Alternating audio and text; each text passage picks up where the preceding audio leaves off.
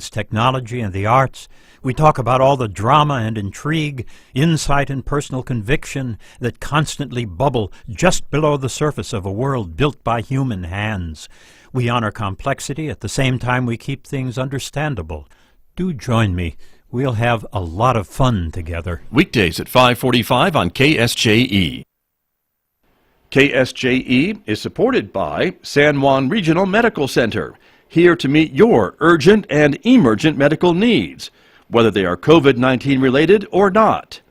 Medical emergencies happen when you least expect them. Whether it's a stroke, heart attack, illness, or injury, San Juan Regional Medical Center's caregivers are here to provide care to you and your loved ones. Find out more online at sanjuanregional.com.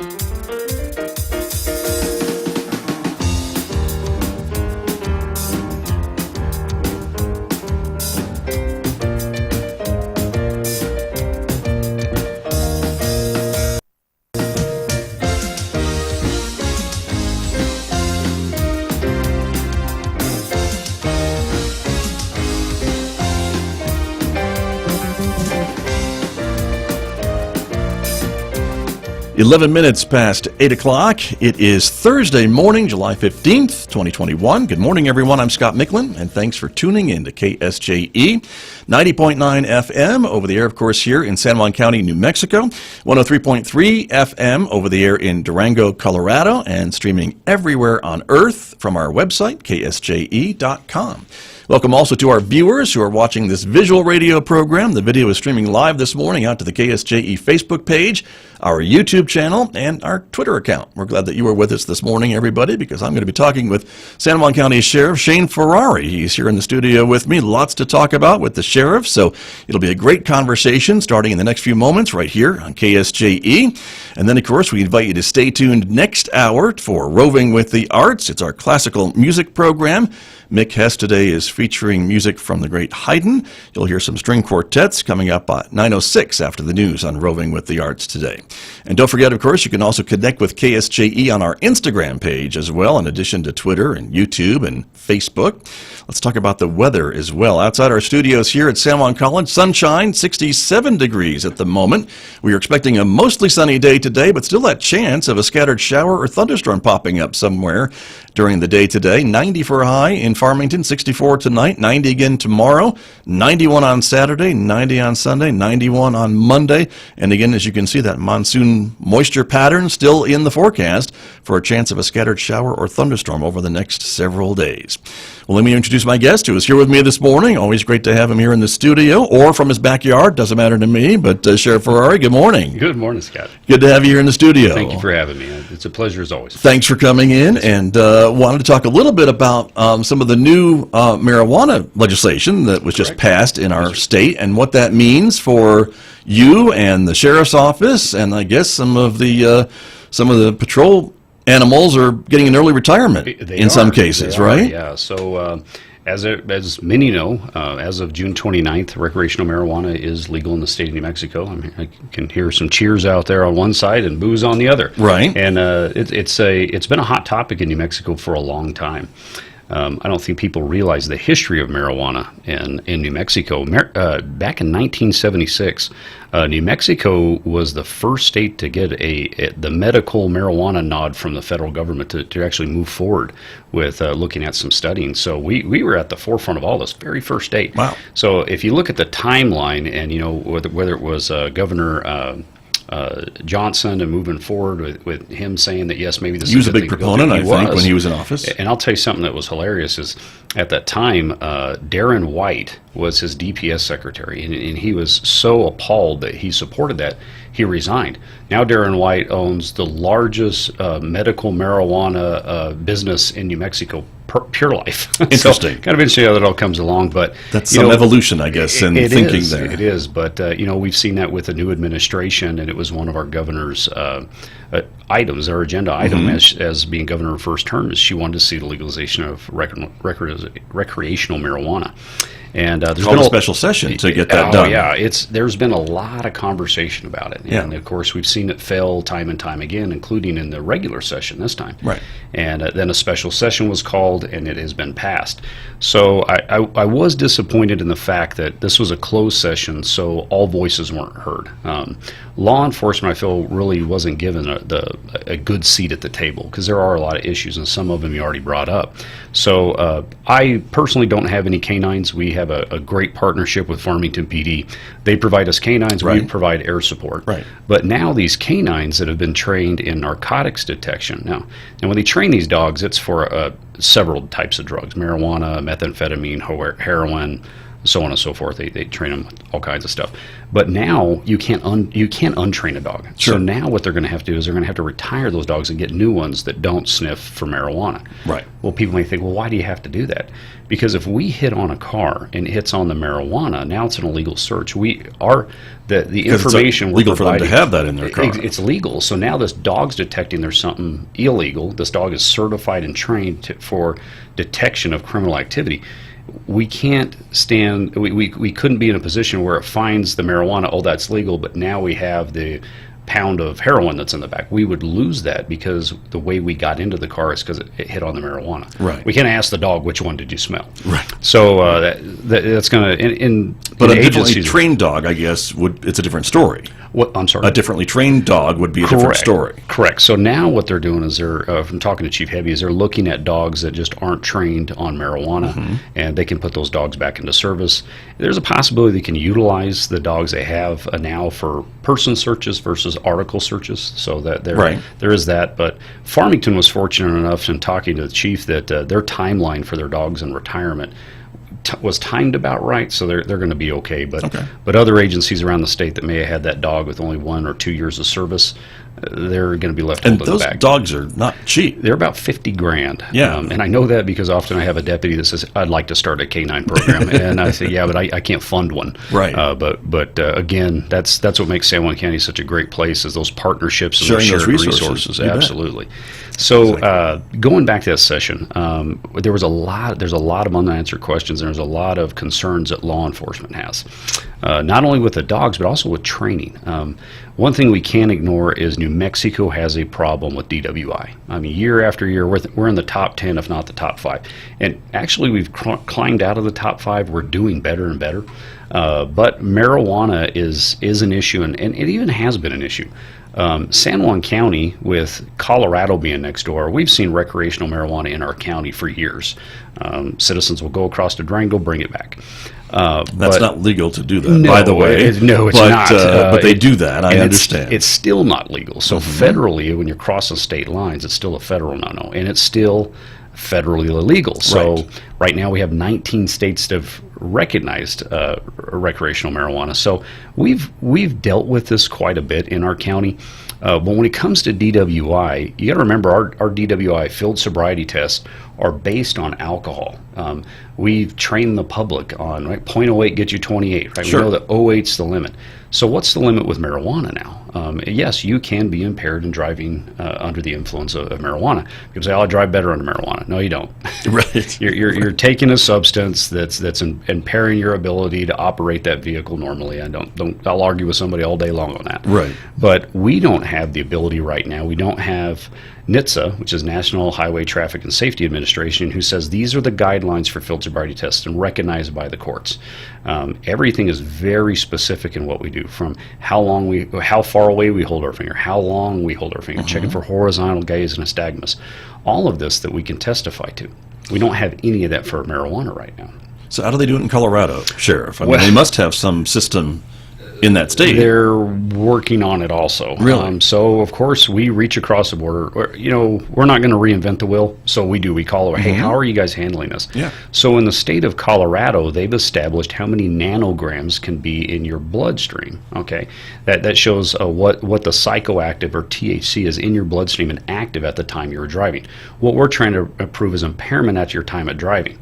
And there's a time window we have to be based on. Well, what if you drank before you drove? We have to show that you were impaired while you were driving. So Colorado's already has clearly established laws. New Mexico failed to do that. So we have no standard of saying this is the level of or nanograms that have to be in your bloodstream to be considered impaired under marijuana. We didn't do that.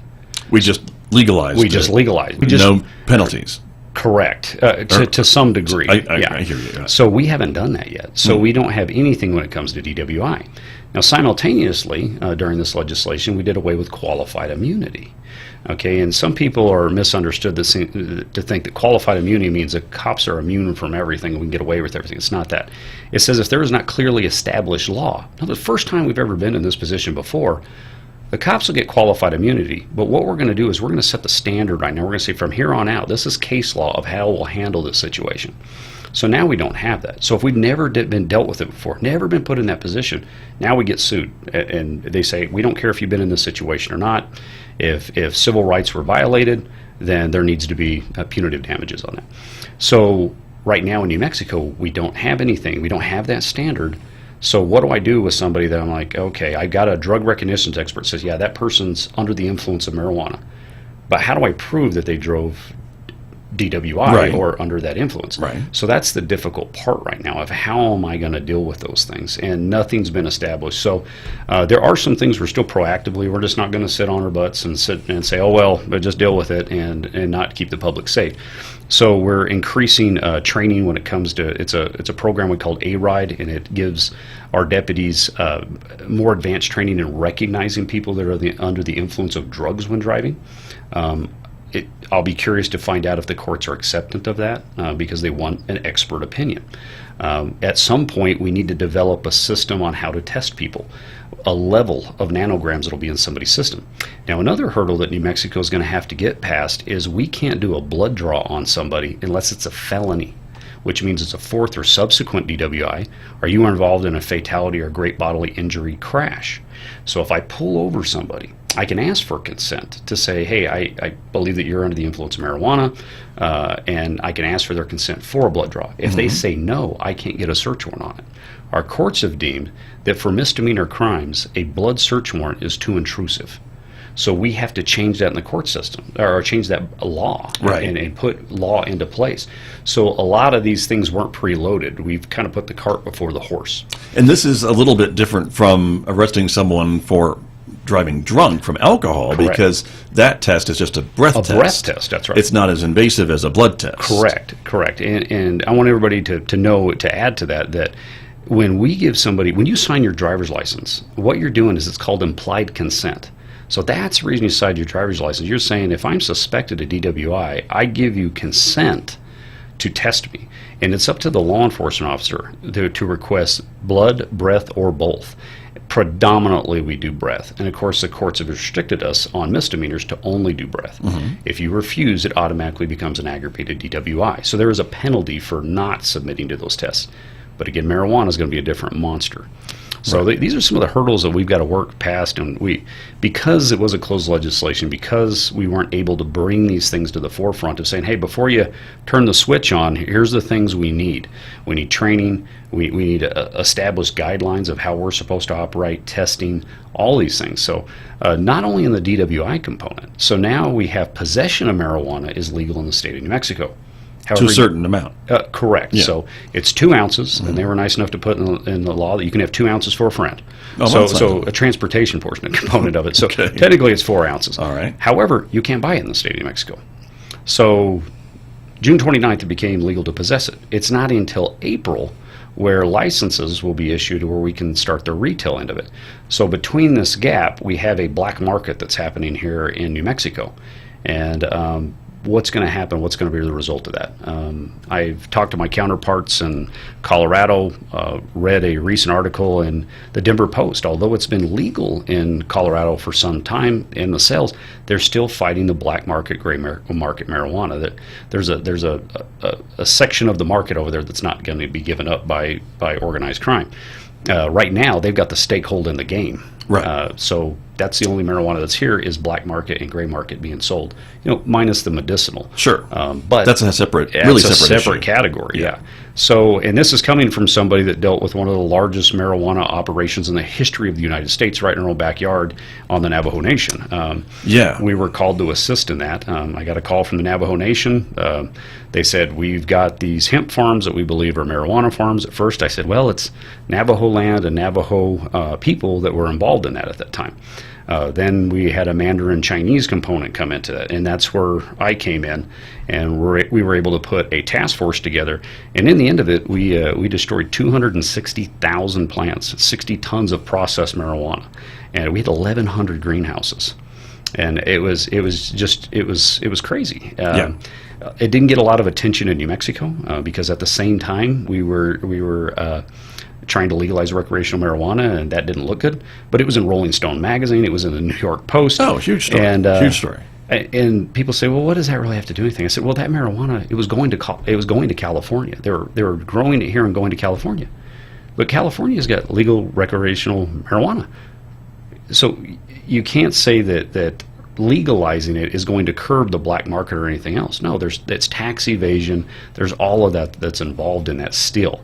So law enforcement won't have less work as far as writing people tickets for marijuana. We're going to have more work in the sectors of black market marijuana, robberies of dispensaries. New Mexico is trying to establish right now a banking system, because right now if you put that money, the proceeds from marijuana in the bank, the feds will seize it. Right. So they have to find banks, and that's what Colorado's known as credit unions, to put this money in. If not, I got hundreds of thousands of dollars in cash laying around. Right.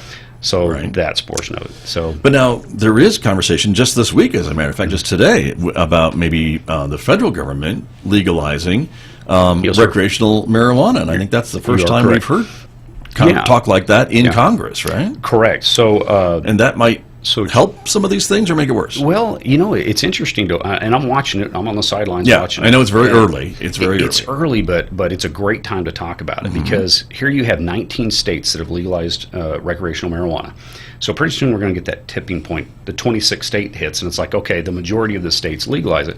The federal government is going to have to look at this. Now, currently, Senate Majority Leader Chuck Schumer has said we are going to put a bill forward for a national legalization of marijuana, regardless of the president supports it or not.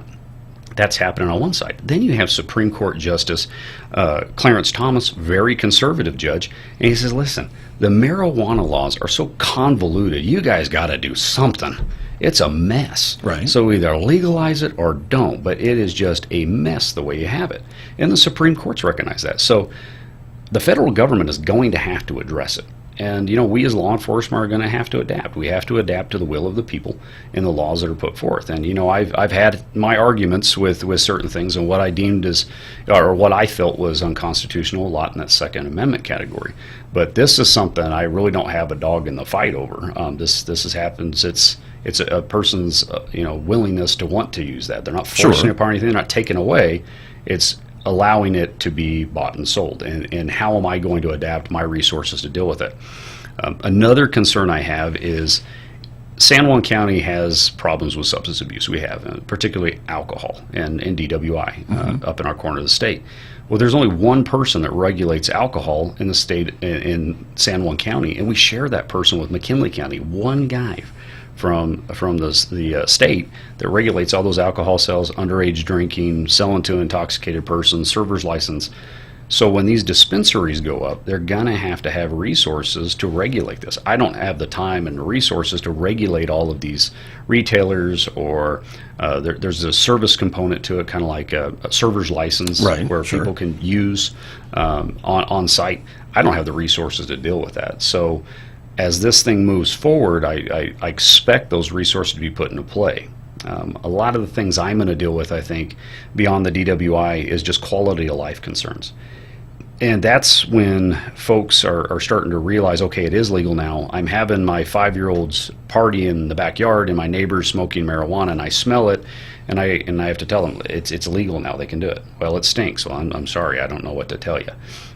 So we're gonna have to address some of that. Gotcha. And and we understand that, and as we move forward. So And getting with the DA's office, because there's a lot of confusion on what we're going to do and what we're going to charge and not charge. So a lot of unknowns right now. Right. Yeah. Interesting. And I guess, is it helpful, though, that maybe New Mexico and Colorado are now at least maybe the laws are somewhat similar, so you don't have people maybe zipping back and forth across the border, even though I know you mentioned that there's retail, the retail part of this won't start till next year, next Correct. spring. You know, eventually, though, will it help to have everybody kind of equal? It would, in a sense, but we're not right now. Yeah. New Mexico, I watch the legislation quite a bit. They look over the fence at Colorado, bring a lot of legislation they have. You know, I won't say plagiarize, they borrow, and they do. And I watch what's going on in the I'm a busy man. I watch what's going on in the California legislation, knowing that that's going to happen in New Mexico the next session.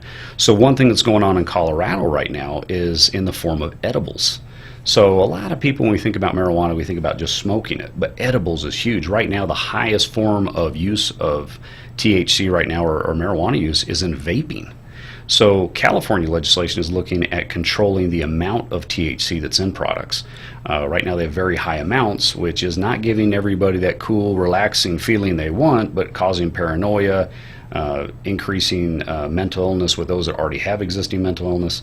So they're looking at going in and reducing the amount of THC that's in products. Of course, the marijuana industry says, oh, we're getting back to prohibition again. New Mexico didn't do a phenomenal job about addressing. They did address edibles, but there's a lot of things that are a lot of unknowns for us. I can't tell the difference between those gummies and those fruit snacks. So identification is going to be hard. And one thing that New Mexico or Colorado has identified is kids that are accidentally taking some of this. So I would like to see where some funding and education is going towards these kids, as far as, hey, these type of candies, or do we have laws that says, hey, things can't be packaged this way where a kid can misconstrue that for a snack?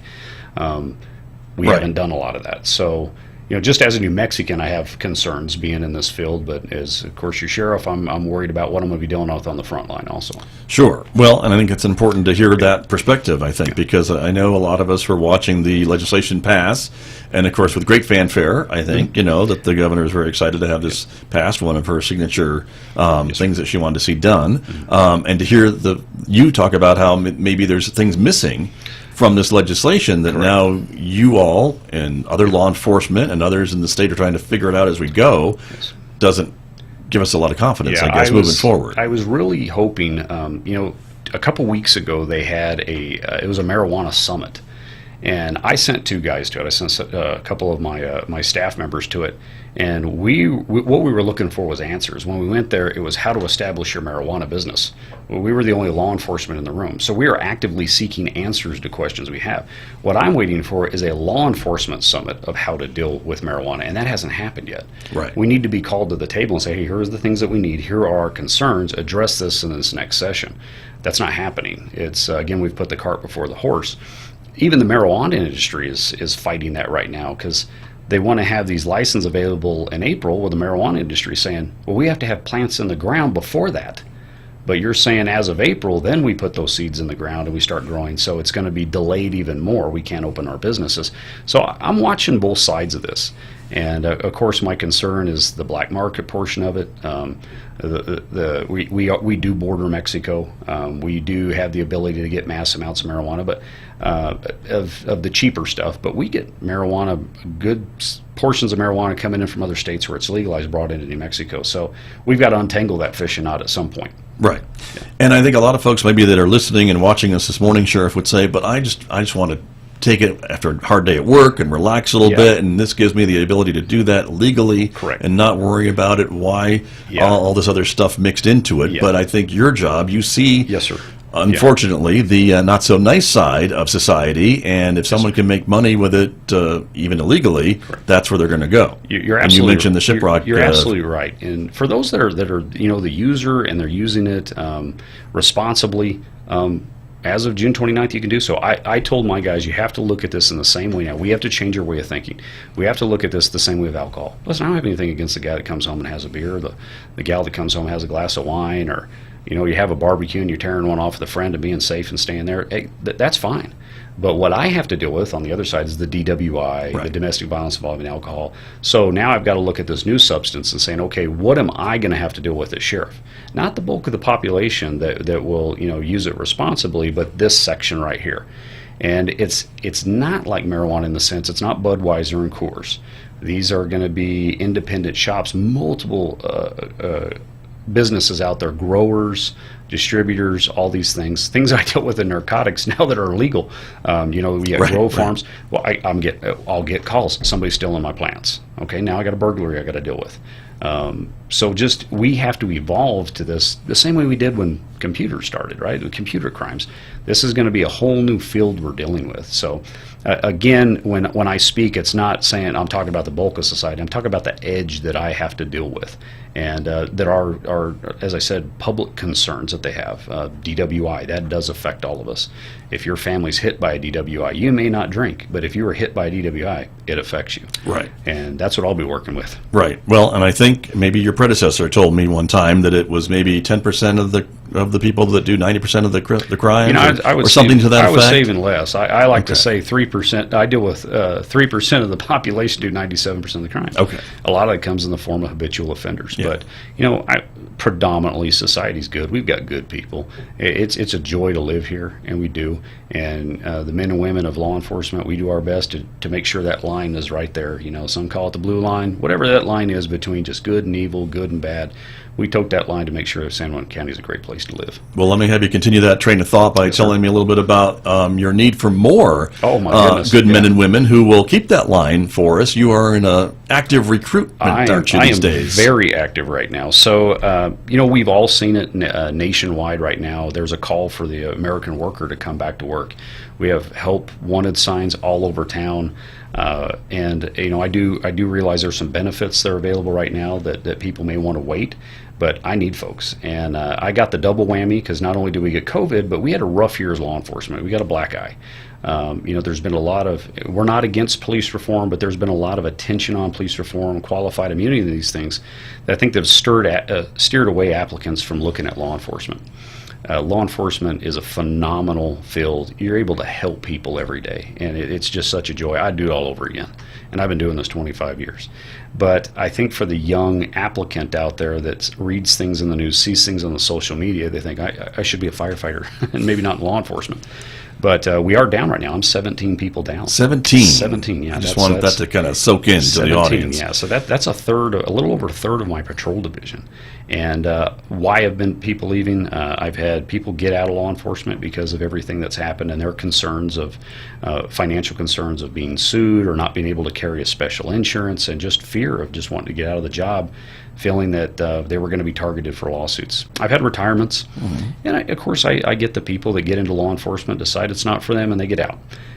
But we always find ourselves to have 4 or 5 positions open. It's just a natural attrition of things, and it takes me a year to replace a deputy. But I need good applicants right now, and San Juan County is a great place to work. Awesome benefits, awesome pay, great retirement plan, 25 years. 25-year retirement plan. You get 70% of your 3 highest years. If you want to do 30 years, you can get 90% of your 3 highest years. Such a phenomenal retirement package that we have. That's very generous from the state of New Mexico, right? Absolutely. Yeah. We have one of the best retirement plans in the entire nation. People don't realize how great it is in New Mexico to be in law enforcement. But beyond that, we have a local academy.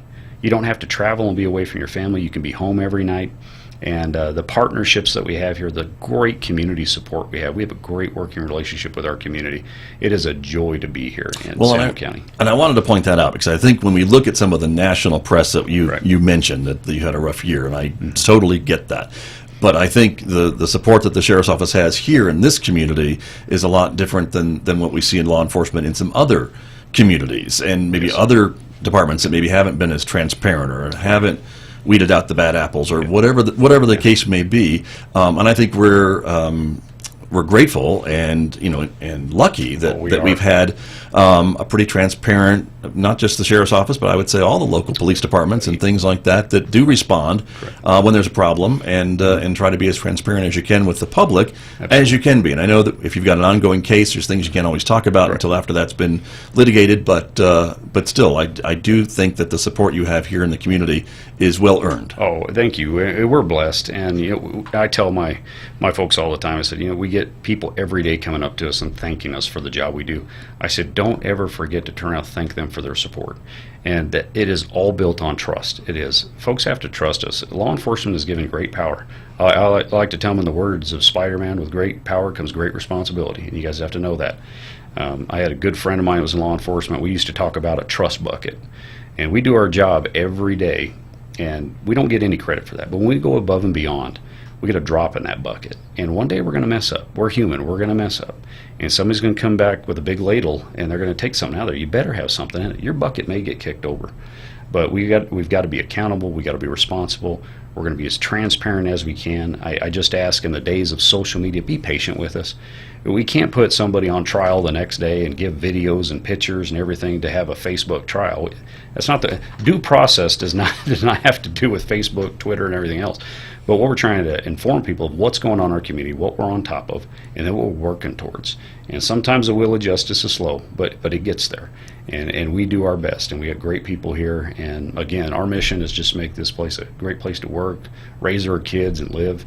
And we're part of this community. My friends, my family are the folks I serve, and we're not separate. We're just part of this community. Very true. Yes, sir. Very true. Well, and it sounds like if there's some maybe Facebook armchair deputies out there that are second guessing, Absolutely, yeah. you've got some seats in the academy they could fill if they're really serious about wanting we to second guess what you're doing. Absolutely, and we get a lot of questions on there. We get a lot of opinions, and that's fine. That's social media. I joke around with my guys all the time. I said, don't get offended what you see on social media. It's the modern day bathroom wall, and it is. And but that's okay. It is a great avenue to get information. You got to have out, but you have to have thick skin.